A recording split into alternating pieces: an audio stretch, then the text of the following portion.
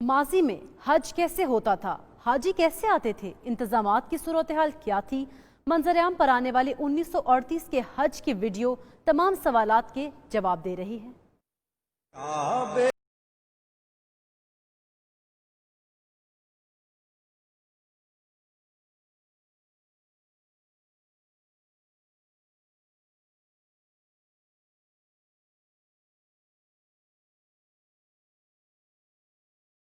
کی تڑپ، مہینوں کا سفر، صحرائی زمین کے تپتے راستوں پر پیدل چلتے عازمین۔ حاجیوں کو جو آسانیاں اس دور میں میسر ہیں، ان تک پہنچنے میں چند سال نہیں بلکہ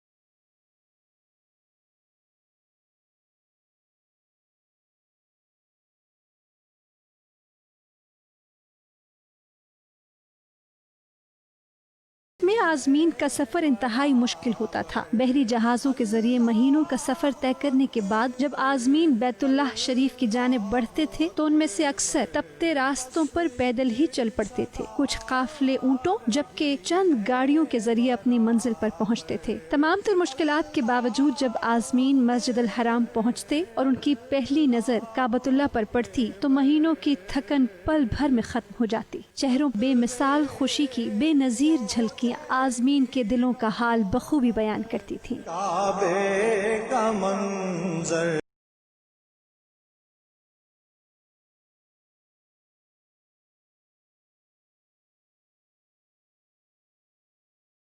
حرام میں عازمین کے لیے انتظامات موجودہ دور کے لحاظ سے کافی کم ہوا کرتے تھے، تاہم حاجیوں کا جذبہ ایمانی اور استقامت ایک پل کے لیے بھی آسانیوں کا مرہون منت نہ تھا۔